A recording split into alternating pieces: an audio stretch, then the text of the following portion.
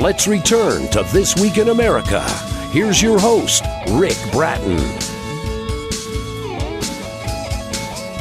Welcome back, everybody, coast to coast. This Week in America.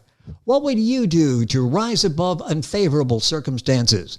This intriguing question is at the essence of the inspiring book, Overcoming Adversity by Nelson J. Fowlkes. Rejection, setbacks, and obstacles may occur in employment, social interactions, or cultural differences. In Overcoming Adversity, take an inspiring stroll with Nelson to review the appealing dynamic and insightful tactics employed to achieve his goals and dreams in spite of ever-changing barriers and setbacks. Highlighted in this astonishing and remarkable rise from a splintered childhood in poverty to achieve 2 postgraduate degrees and 2 professional certificates. Patriotic aspirations motivated him to serve his country in the Army Medical Service Corps for 20 years. He retired as a lieutenant colonel. After starting his second career in healthcare, he achieved success and astonishing accomplishments in strategic planning, along with healthcare administration. Now, he established and managed 9 primary clinics in the inner cities of Los Angeles County. Founder, along with his wife, of PJ's Travel Connection, a travel agency dedicated to helping clients obtain exceptional domestic and international travel experiences. He now lives in the East Bay city of Dublin, California. Nelson Fowlkes, author of Overcoming Adversity, Resetting Goals, is our guest on This Week in America. Nelson, welcome to the program. A pleasure to have you with us. Thank you. What an incredible career that you have had, and it's remarkable with the setbacks you've had along the way. And the book is receiving rave reviews for the inspiration, the motivation they're giving so many people. Talk a little bit about your life and why your life is so interesting to other people who face similar circumstances. Even though my family members did not have a college education, I pursued a big dream of creating a better life for myself through education and traveling. My dream required developing bold strategies and brilliant execution in a racial insensitive society in the 1950s and 60s to gain success in a glamorous yet gritty world of ever-increasing setbacks and misfortune. And I hope people who experience setbacks and adversities will find this as an inspiration for themselves.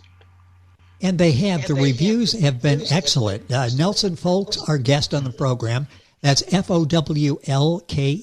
His website, nelsonfowlkes.com. We'll give you that throughout the program. Book available at authorreputationpress.com, at the usual places as well.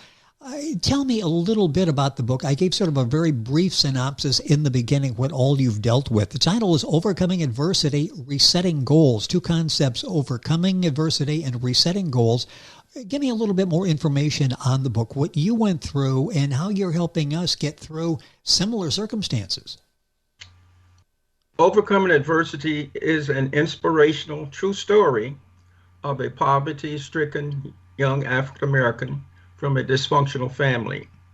Prior to the passage of the Civil Rights Act in 1964, I experienced institutional racism and found it challenging to gain employment, even with an academic degree.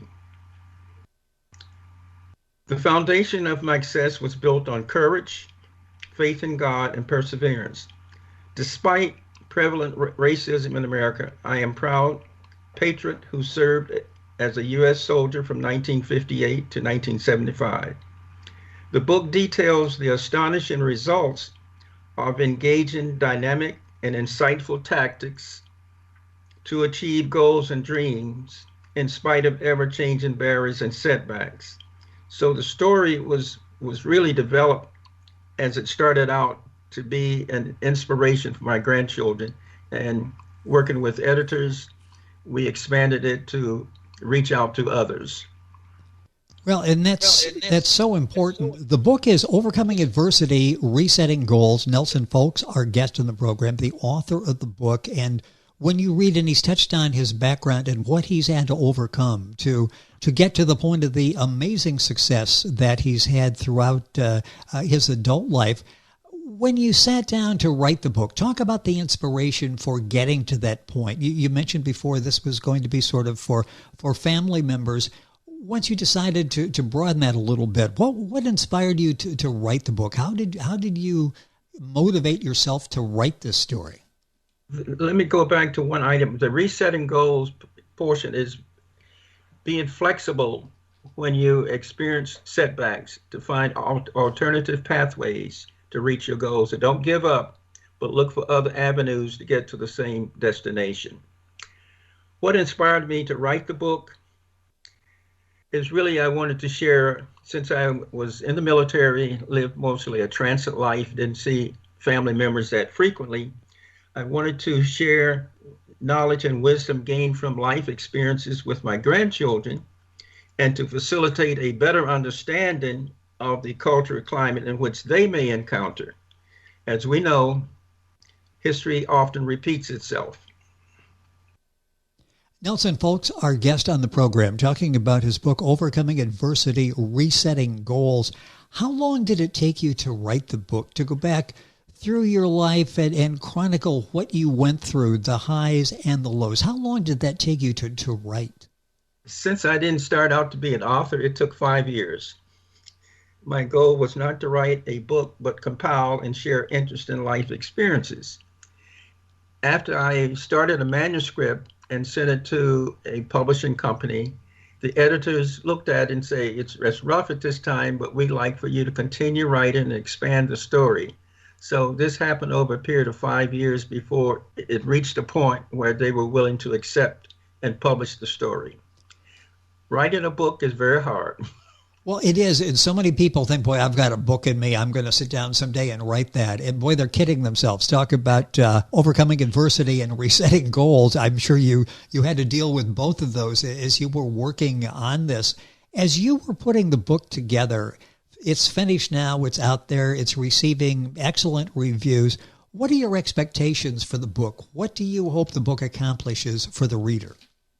I would hope the book would be inspirational, enlightening, and serve as a motivating force to guide others to cultivate their vision and find successful pathways to accomplish their goals and dreams. The idea, again, is don't give up, but look for alternative ways to reach your destination. How many times when you were, successful in the military career, the business career, as an entrepreneur, how many times did you have to reset your goals? Maybe multiple times. Maybe you're trying something, it doesn't work out. It's not like try it once and everything will work out after that. You need some persistence as well, don't you? Along the way, as I started out, one of my first setbacks was not being able to get employment in the manufacturing world, even though I had a college degree. I was accepted to a university for graduate study, but I had a setback there.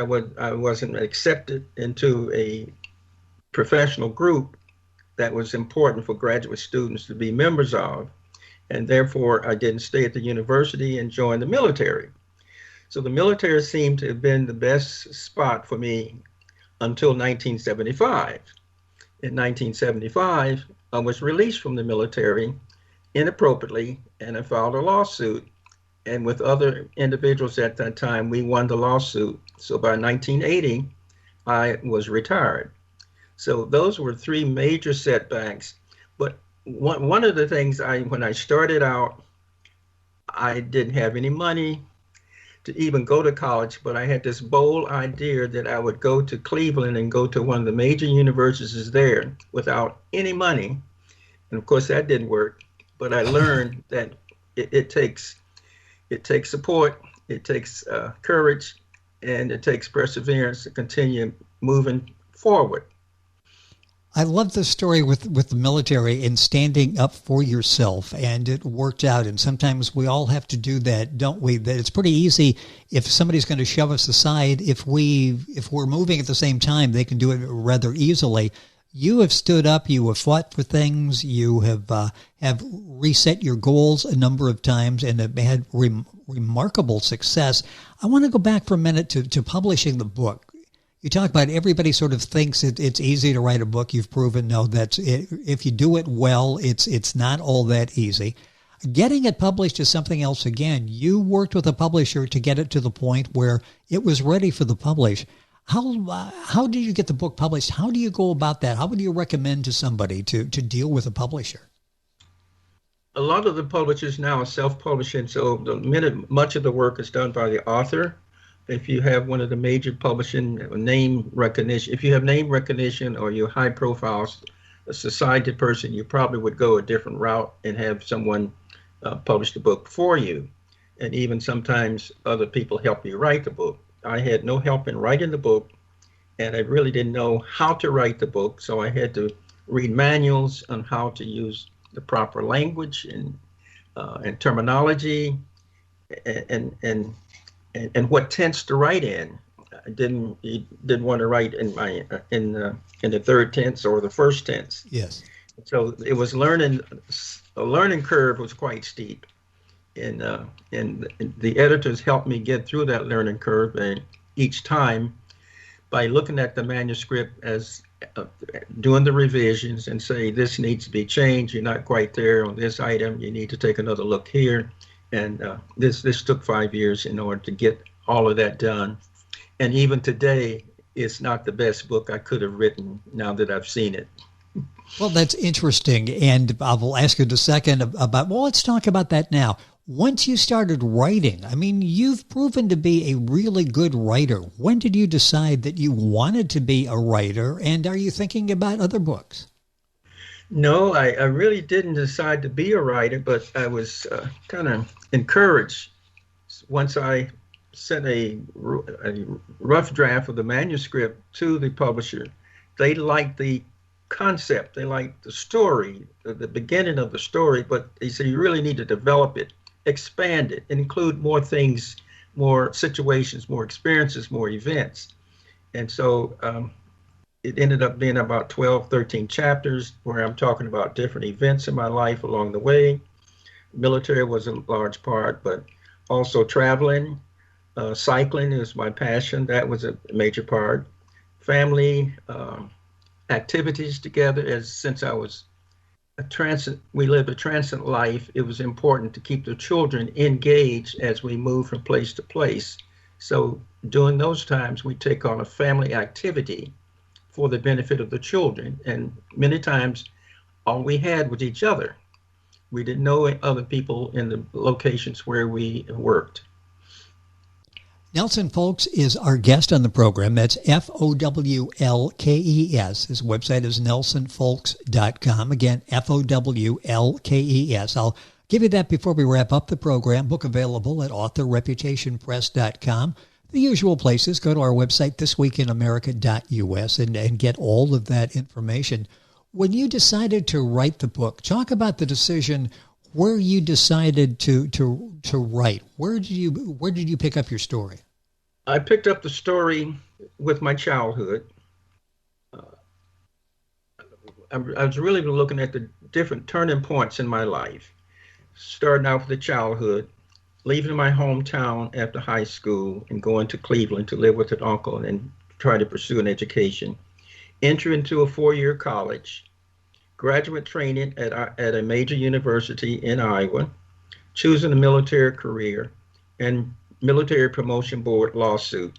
Those were the turning points as I saw them in my life, and I wanted to focus on these and show how I was able to get through them and not become a victim of my circumstances. Don't let my circumstances define myself.